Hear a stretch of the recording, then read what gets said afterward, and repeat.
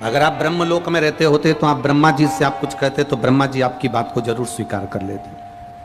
वैकुंठ लोक में रहते होते हो, वैकुंठ में भगवान नारायण से कुछ कहते तो वो आपकी बात जरूर स्वीकार कर लेते। देवलोक में रहते होते तो देवताओं से कुछ कहते तो वो आपकी बात जरूर स्वीकार कर लेते। हम रह रहे हैं पृथ्वी पर मृत्यु लोक में, और मृत्यु लोक में अगर रह रहे हैं तो निश्चित है पृथ्वी पर रहने वाला व्यक्ति अगर देव अधिदेव महादेव से कुछ कहेगा तो महादेव उसकी बात को जरूर स्वीकार करेंगे, ये निश्चित है।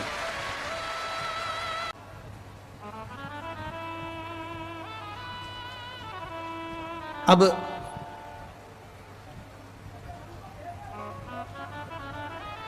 मृत्यु लोक, इस पृथ्वी पर अगर हम रह रहे हैं, इस पृथ्वी पर हमारा निवास हुआ है, इस पृथ्वी पर यदि हम विराजमान हुए हैं, इस पृथ्वी पर हम रह रहे हैं, तो ये हमारा एक भाव प्रकट होना चाहिए कि हम परमात्मा से अपने दिल की बात कहें।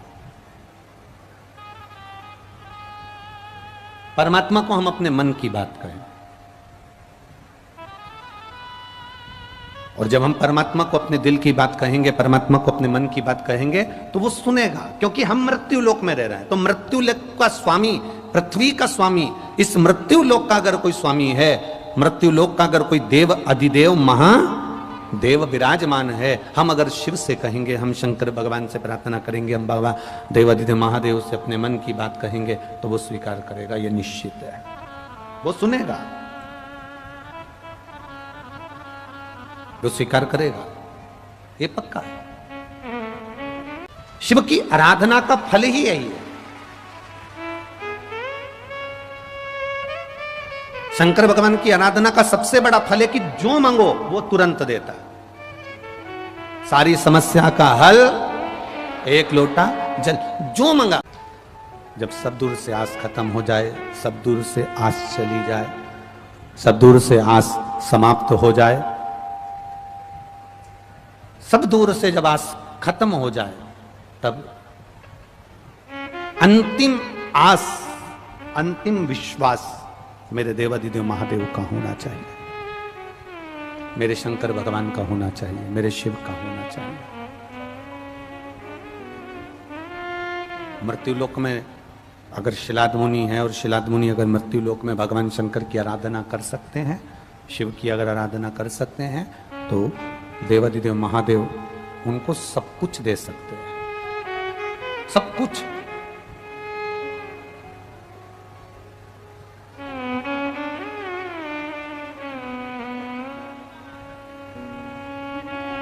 ऐसी कोई चीज नहीं, ऐसी कोई वस्तु नहीं, और ऐसा कोई सुख नहीं, ऐसा कोई आनंद नहीं जो मेरा देवाधिदेव महादेव आपको प्रदान ना कर दे, मेरा शंकर भगवान आपको दे ना दे। शिलाद नाम का मुनि, शिलाद मुनि जो ब्रह्मचारी थे, जिन्होंने विवाह नहीं किया, ब्रह्मचारी है। और शिलाद मुनि जब ब्रह्मचारी हैं, शिलाद मुनि जो ब्रह्मचारी हैं, उनके जो पूर्वज हैं, उनके जो पितृ हैं, उनके जो पूर्वज हैं, उनके जो पितृ हैं, शिलाद मुनि के जो पूर्वज हैं, पितृ हैं, उनको चिंता व्याप गई। और उनको चिंता व्यापी कि ये शिलाद मुनि को लगा कि उनके पूर्वजों को, उनके पितरों को लगा कि हमारे घर में जो बेटा ने जन्म लिया है, शिलाद मुनि ने जन्म लिया है, और शिलाद मुनि की अब शादी नहीं हुई, शिलाद मुनि ने शादी नहीं करी, शिलाद मुनि का विवाह नहीं हुआ, शिलाद मुनि तपस्वी ब्रह्मचारी बन गए। और ये ब्रह्मचारी बन गए तो अब इनके अगर बच्चे नहीं होंगे तो हमको तर्पण कौन करेगा, तिलांजलि कौन देगा, जल कौन देगा, ब्राह्मण भोज कौन कराएगा, अग्नि में साकल्य कौन देगा। शिलाद मुनि के ब्रह्मचारी बनने पर, शिलाद मुनि को सब कुछ छोड़ देने पर, शिलाद मुनि ने जब विवाह नहीं करा, शादी नहीं करी और ब्रह्मचारी का भाव धारण कर लिया, और उन्होंने सब कुछ छोड़ दिया, सब कुछ त्याग दिया,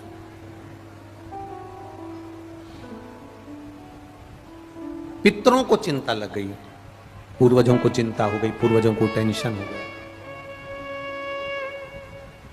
और पूर्वजों को चिंता लगी इस बात की कि अब हमको तर्पण कौन करेगा, अब हमको तिलांजलि कौन देगा?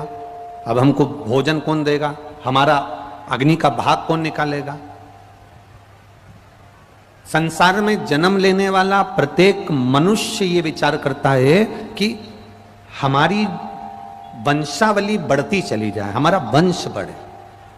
हमारी गोद में, हमारी झोली में भी भगवान एक संतान, एक पुत्र, एक पुत्री, एक संतान हमारी गोदी में भी दे, जो कि हमारे वंश को बढ़ा दे, हमारे पूर्वजों को तर्पण, तिलांजलि, जल, भोजन आदि प्राप्त होता रहे। ये सब मिलता रहे। ये भाव प्रत्येक मनुष्य के हृदय में होता है, प्रत्येक मनुष्य के दिल में होता है। अब पितृलोक में जो पितृ बैठे हुए थे, पितृलोक में जो पितृ विराजमान थे, उन पितरों ने आर्यमा स्वामी से कहा, पितरों के देवताओं से,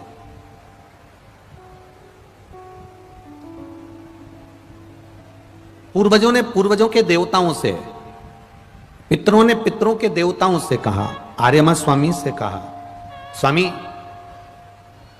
हमारा जो बेटा है, हमारा जो पोता है शिलाद मुनि, ये शादी नहीं करा है, इसके घर में अगर संतान नहीं होगी तो फिर हमारे तर्पण कौन करेगा, तिलांजलि कौन करेगा, हमको जल कौन देगा?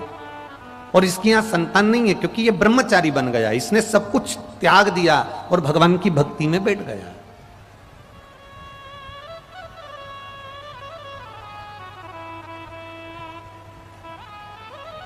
इसके घर में अगर संतान होगी तो हमको तर्पण होगा, हमारी तिलांजलि होगी, हमको भोजन मिलेगा, हमको भाग मिलेगा। अब इसके यहाँ संतान हो तब तो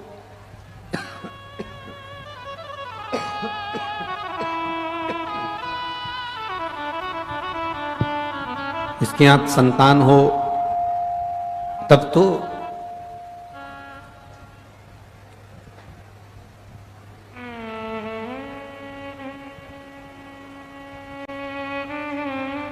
जब संतान है ही नहीं तो फिर वंश कैसे बढ़े?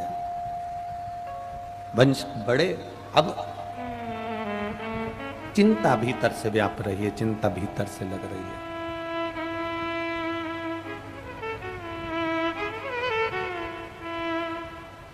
आर्यमा स्वामी ने पूछा,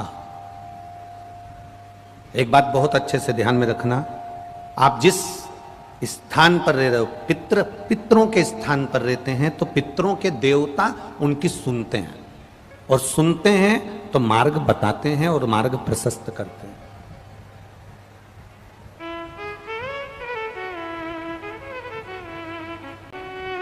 जब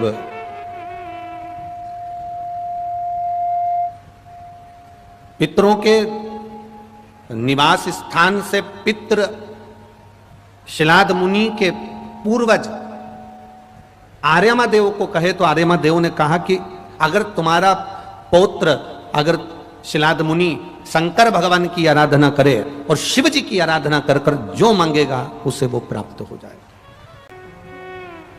आप अपने पूर्वजों से, अपने शिलाद मुनि से कहो, आप शिलाद मुनि से जाकर प्रार्थना करो कि शिलाद मुनि तुम शिव जी की आराधना करो, भगवान शंकर का गुणगान करो। शिव जी की आराधना करोगे, शिव का गुणगान करोगे तो तुम्हारे घर में संतान जरूर तुम्हें प्राप्त होगी, और वो संतान अगर प्राप्त होगी तो वो पूर्वजों का तर्पण और तिलांजलि जरूर करेगी।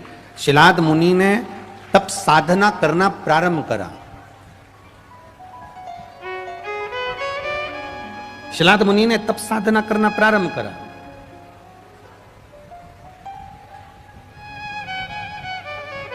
और जब शिलाद मुनि ने तप साधना करना प्रारंभ करा, ऐसी तप साधना शिलाद मुनि ने करी कि तप करते करते करते करते करते करते मिट्टी का ढेर बन गए, और उनके शरीर के अंदर, मिट्टी के अंदर कीड़े पड़ गए, और शरीर के मांस को नोच नोच कर वो कीड़े खा गए।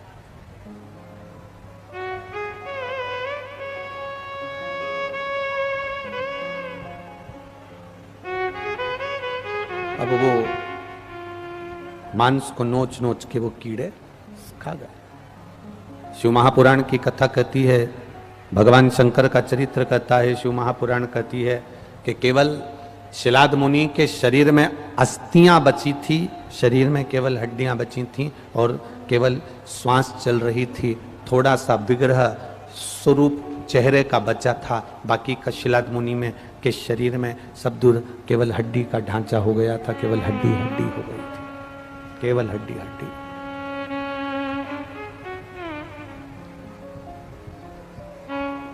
अब केवल शरीर में हड्डी हड्डी बची है और प्रभु का नाम का स्मरण शिलाद मुनि कर रहे हैं, शिव के नाम का स्मरण शिलाद मुनि कर रहे हैं।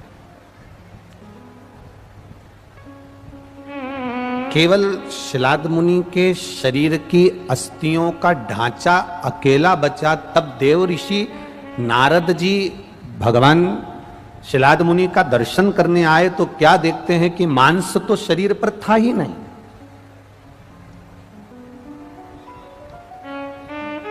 मांस तो शरीर पर था ही नहीं। देव ऋषि नारद ने सोच लिया अब इसमें तो प्राण बचे नहीं है, तब साधना कर भी लेगा तो क्या फल प्राप्ति क्यों ना। पर देव ऋषि नारद देखकर वापिस चले गए। वहीं से नंदीश्वर निकल कर जा रहे थे, नंदी निकल कर जा रहे थे और उन नंदीश्वर ने देखा, उस नंदी ने देखा, जो नंदी निकल कर जा रहा था उस नंदी ने देखा कि कोई तप कर रहा है, कोई साधना कर रहा है और तप साधना इतनी विचित्र कर रहा है कि शरीर में मांस बचा नहीं, केवल हड्डी का ढांचा ही बचा है, केवल हड्डी का ढांचा, उसके सिवा कुछ भी नहीं बचा।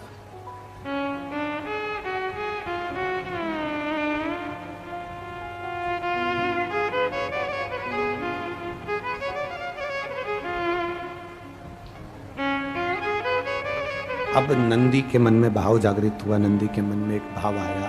नंदी ने विचार करा कि बताओ, शिव का नाम जप रहा है, भगवान शंकर का गुणगान कर रहा है और शरीर में केवल अस्थियां ही अस्थियां बची है, ढांचा केवल अस्थियों का पिंजर बचा है और मांस तो कुछ शरीर में है ही नहीं, मांस तो इस शरीर में कुछ है ही नहीं, केवल अस्थियों का पिंजर बचा हुआ है, केवल अस्थियों का पिंजर।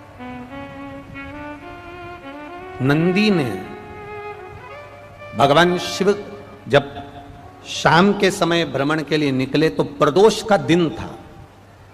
हमारे सनातन हिंदू धर्म में प्रदोष की बड़ी महत्वता है, शिवरात्रि की बड़ी महत्वता है, सोमवार की बड़ी महत्वता है, शंकर भगवान की सोमवार की अष्टमी की बड़ी महत्वता है। हमारे सनातन हिंदू धर्म में शिव की आराधना की एक अलग महत्वता, एक अलग आनंद था, एक अलग सुख था।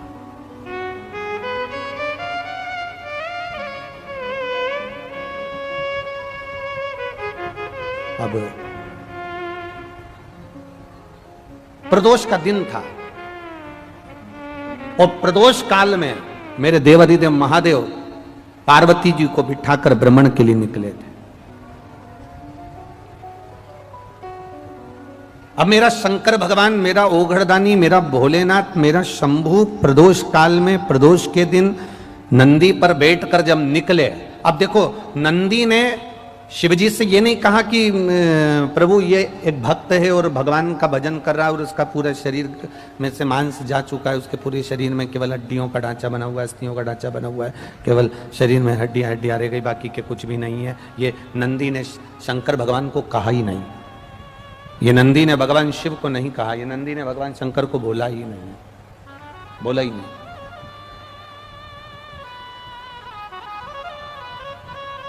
बस नंदी पर शिवजी बैठे, जगत जननी जगदम्बा माता पार्वती जी बैठी और नंदी पर बैठकर जब भगवान शंकर प्रदोष के दिन प्रदोष काल में जब निकल कर जा रहे थे, तभी नंदी बोले कुछ नहीं, नंदी बोलते कम है, बोले कुछ भी नहीं और शिव जी को ले जाकर शिलाद मुनि के सामने नंदी थोड़ी देर खड़े हो गए।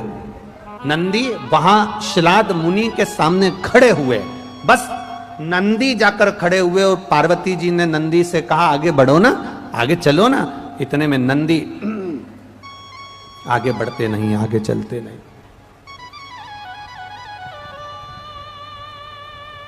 नंदी आगे नहीं चल पा रहे, नंदी आगे नहीं बढ़ पा रहे।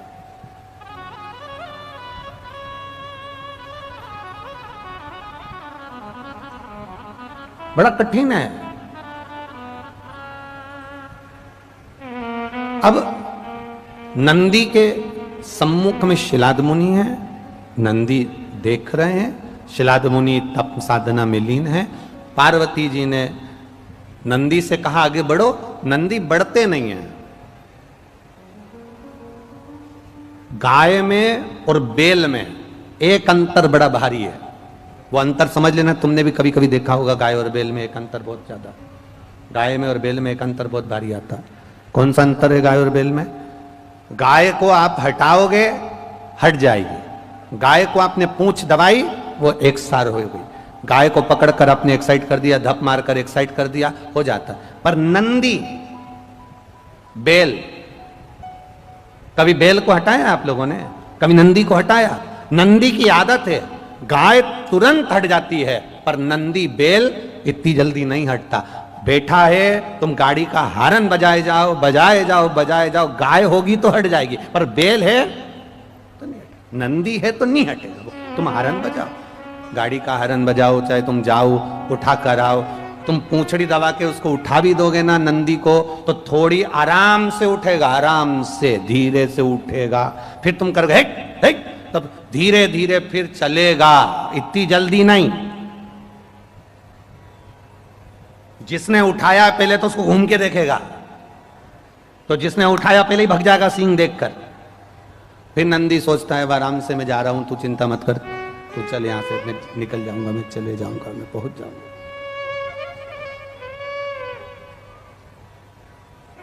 पार्वती जी कह रही हैं कि चलो आगे, पार्वती जी बोल रही हैं चलो। अब नंदी तो हिलने को तैयार नहीं, नंदी तो जाने को तैयार।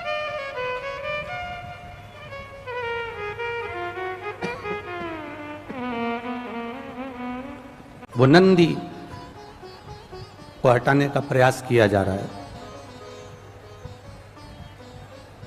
वो नंदी को हटाने का प्रयास किया जा रहा है, परंतु वो नंदी हट नहीं रहा। पार्वती जी कह रही हैं तुम हटो, नंदी जाने को तैयार नहीं।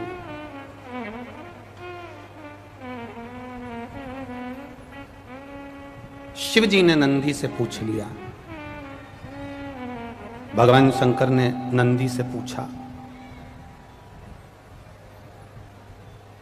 और भगवान शिव ने नंदी से पूछा कि तू आगे क्यों नहीं बढ़ रहा।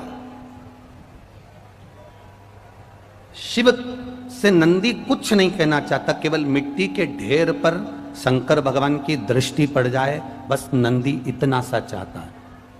और नंदी मंदिर के अंदर कभी नंदी का दर्शन करना, वो शंकर भगवान को देखता रहता है। तभी किसी मंदिर के अंदर तुमने नंदी के आंखों को बंद नहीं देखा होगा। आप में से किसी ने देखा है क्या? किसी ने नंदी के नेत्रों को शिव जी के मंदिर में कभी बंद नहीं देखा होगा। नंदी शिवलिंग को देखता रहता है।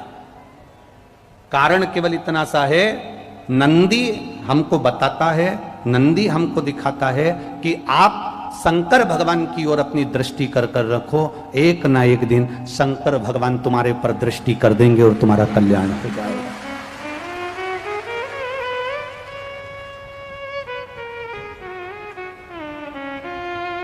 तुम शिव को निहारते रहो, तुम शंकर भगवान को देखते रहो, तुम ओगटदानी का दर्शन करते रहो।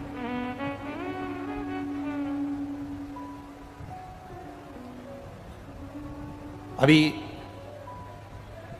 योग दिवस गया, बोलो गया कि नहीं गया? अरे जम के तो बोलो गया। योग सिखाया था जो हमारे शास्त्रों में पतंजलि का वर्णन किया गया, पतंजलि का जो वर्णन किया गया, और उन्हीं पतंजलि का स्मरण, उन्हीं पतंजलि का स्मरण हरिद्वार वाले बाबा रामदेव जी ने भी कर रखा है। उन्हीं पतंजलि के नाम से जिन्होंने योग को, औषधि को, संसार को सुख देने का कार्य किया, वो पतंजलि। अब कोई तुमसे पूछे कि पतंजलि के गुरु कौन है? पतंजलि के गुरु कौन है? कोई तुमसे पूछे कि जिन पतंजलि ने योग दिया, उस योग को हरिद्वार वाले बाबा रामदेव जी ने लेकर, उन्हीं पतंजलि से लेकर, उन्हीं पतंजलि के कुछ अंश को लेकर जनमानस तक पहुंचाए। और कोई तुमसे पूछ ले कि वो पतंजलि जो थे उनके गुरु कौन थे, जिन्होंने योग दिया था, जिन्हें साधना दी थी, जिन्होंने आराधना दी थी, जिन्होंने इतना सारा खूब औषधियां और सुख प्रदान करा, आखिर वो पतंजलि के गुरु कौन है? तो आप शास्त्र उठाकर देखोगे तो आपको मिलेगा पतंजलि के गुरु नंदी थे, भगवान शंकर के गण नंदीश्वर पतंजलि के गुरु। योग की विद्या पतंजलि को नंदीश्वर ने दी थी, भगवान शंकर के गण नंदी ने दी थी।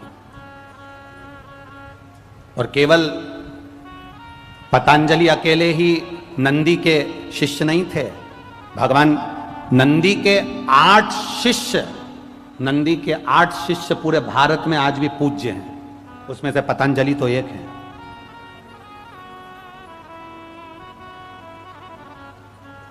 ये पतंजलि तो एक हैं, 8 शिष्य नंदी के संपूर्ण विश्व में आज भी प्रसिद्ध हैं। और केवल ये मत सोचना कि नंदी नंदी थे, उन्होंने कोई पढ़ाई नहीं करी, उन्होंने कोई विद्या अध्ययन नहीं करा, उनके चित्तवृत्ति में भगवान की कोई भक्ति नहीं थी। सारे शास्त्रों में एक शास्त्र नंदी का भी है, काम शास्त्र नंदी ने बनवाया था, नंदी ने लिखा था और नंदी द्वारा प्रकट किया गया। काम शास्त्र नंदी के द्वारा प्रकट है। अगर कोई तुमसे कहे कि ये योग दिवस मनता है और पतंजलि जो थे उन्होंने इस योग का शुरुआत करी थी, उसी योग के अंश को बाबा रामदेव जी ने ग्रहण किया और उस जनमानस तक पहुंचाया, उन्होंने अपनी पीठ का नाम भी पतंजलि रखा, उस पतंजलि के नाम से। वो पतंजलि के गुरु कौन है? तो आप कह सकते हो वो पतंजलि के गुरु श्री नंदीश्वर हैं। नंदी शंकर भगवान के गण वो पतंजलि के गुरु हैं, जिन्होंने अपनी योग साधना पतंजलि को दी थी, जिन्होंने अपनी भक्ति की साधना पतंजलि को दी थी, जिन्होंने अपनी दृढ़ साधना पतंजलि को दी थी।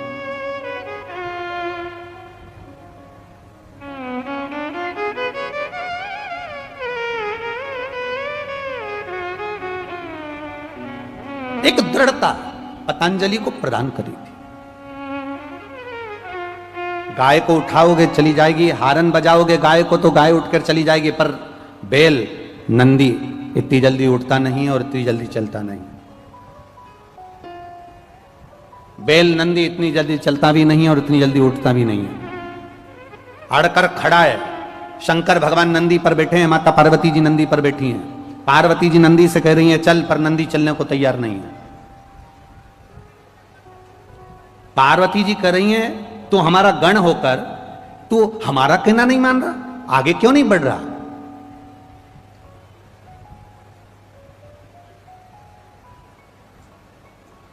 एक बात आप लोगों से कहना चाहेंगे, जब कभी जिंदगी में मौका मिले ना, स्वयं खा लेना सुकृति है, छुड़ाकर खा लेना विकृति है, और बांट कर खाना यह भारत देश की संस्कृति है।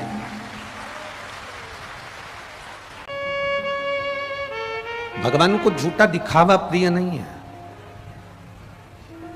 भगवान को तुम्हारी झूठी भक्ति दिखावा प्रिय नहीं है। 4 दिन तुमने चंदन का तिलक लगा लिया, सावन के महीने में तुम गंगा जल भरने चल दिए, सावन के महीने में तुम भगवान शंकर को रिझाने चल दिए, और बाकी के महीने में तुम व्यसनों में डूबे रहे, गलत काम में डूबे रहे, बेकार बातों में डूबे रहे, बेकार कार्यों में डूबे रहे, तो भगवान को स्वीकार नहीं होगा।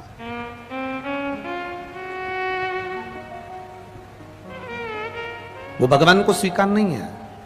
आज यहां कथा में एक भक्त आया है पटना बिहार से, जो पैदल चलकर काशी भी कथा में पटना बिहार से पहुंचे थे। केवल एक उनके मन में एक संकल्प था, उनका एक कार्य था, वो कार्य वो बता नहीं सकते, पर इतना उलझा हुआ कार्य था, इतना उलझा हुआ कार्य था कि अच्छी प्रशासन का अधिकारी भी उस कार्य को सुलझा नहीं सकता था। तो संकल्प लेकर पैदल पैदल पटना से काशी जब कथा हुई थी तो उसमें पहुंचे थे और व्यासपीठ पर उनको बुलाया गया था। वहां से एक बेलपत्र बाबा की मांग कर लेकर गए थे, बाबा यहाँ पैदल चलकर आया हूं, अगर मेरा कार्य हो गया तो कहीं नजदीक में जब शिव महापुराण की कथा होगी तो आंखों पर पट्टी बांधकर अपने परिवार समेत यहां फिर पहुंचूंगा पैदल। कहां बैठे हैं वो?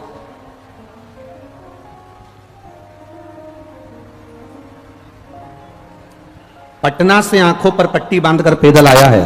एक बार जोरदार ताली बजाएं। बाबा से विनय कर कर गया था, अगर काशी में मैं जो बोल कर जा रहा हूं ऐसा कार्य है कि प्रशासन भी उसको नहीं सुलझा सकता, लाखों रुपए भी लगा दूं तो वो काम नहीं सुलझेगा, अगर सुलझाएगा तो मेरा देवघर वाला सुलझाएगा, तो मेरा बाबा विश्वनाथ सुलझाएगा।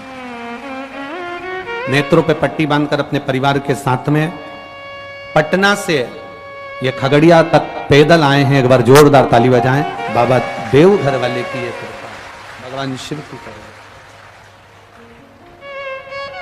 खाली न जाता कोई दर से तुम्हारे, खाली न जाता कोई दर से तुम्हारे, मैं भी खड़ा हूँ नन्ही बाहें पसारे, मैं भी खड़ा हूँ नन्ही बाहें पसारे, अपने हृदय से लगा लो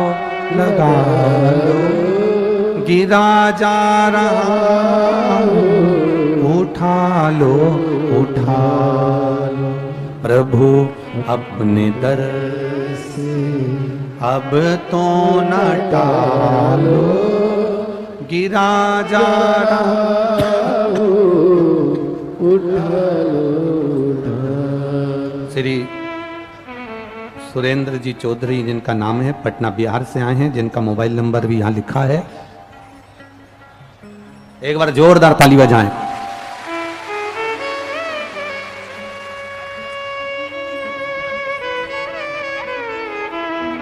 संकल्प लिया था कि मेरा कार्य हो जाएगा, जहां कथा होगी वहां आंखों पर पट्टी बांधकर पैदल पहुंचूंगा, और व्यासपीठ से ही वह पट्टी खुले, ये आशा लेकर आए हैं। बाबा की कृपा। एक बार जोरदार ताली बजाएं।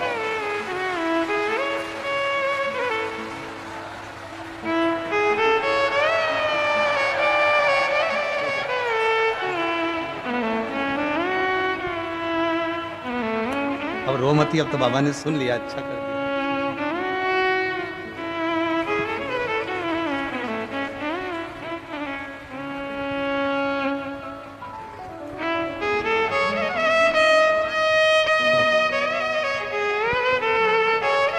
एक बार जोरदार ताली बजाएं।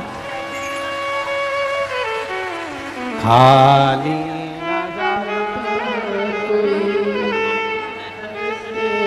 तुम्हारे, खाली न जाता कोई दर से। अब रोइए मत, अब खुश होइए, बाबा कृपा कर।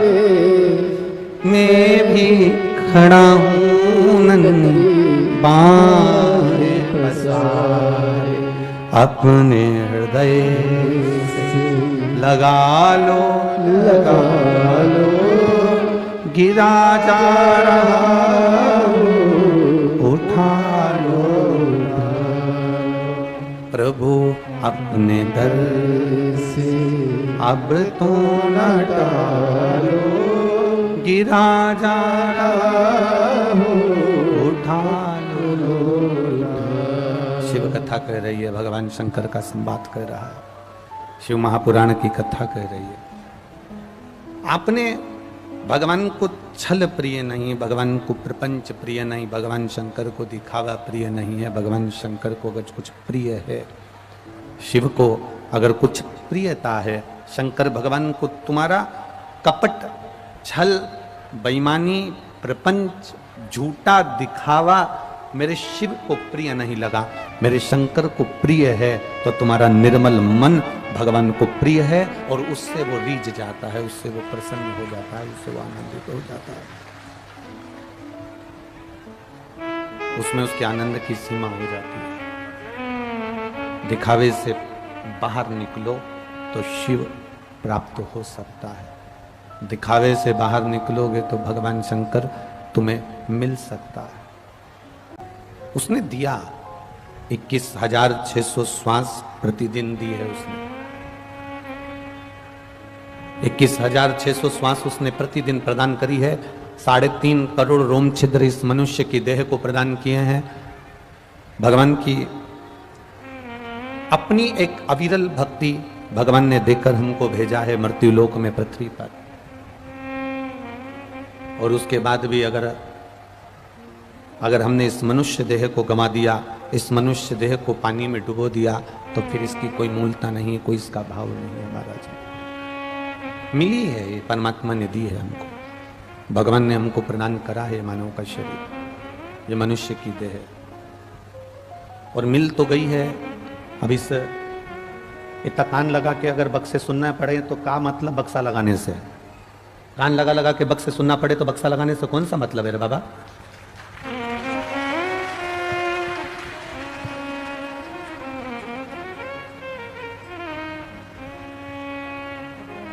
उस परमात्मा ने सारा बजट देकर, उस परमात्मा ने ये शरीर देकर 21,600 श्वास हमें प्रदान कर कर भेजा है।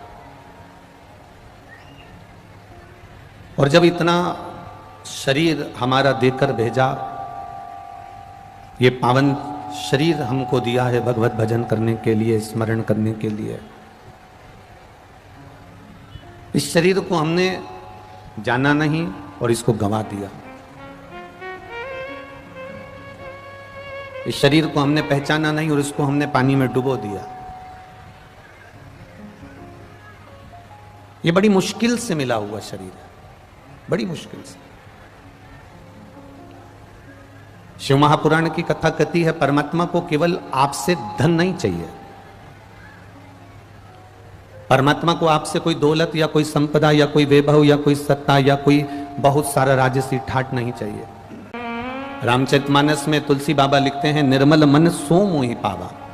भगवान को तुम्हारा वैभव या तुम्हारा धन या तुम्हारी दौलत या तुम्हारी संपदा या तुम्हारी सत्ता से मतलब नहीं होता।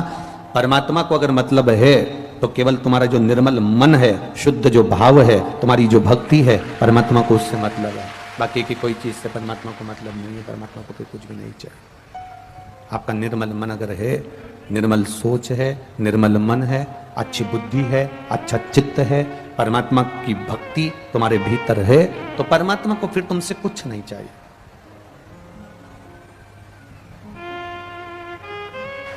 कभी अगर मौका मिल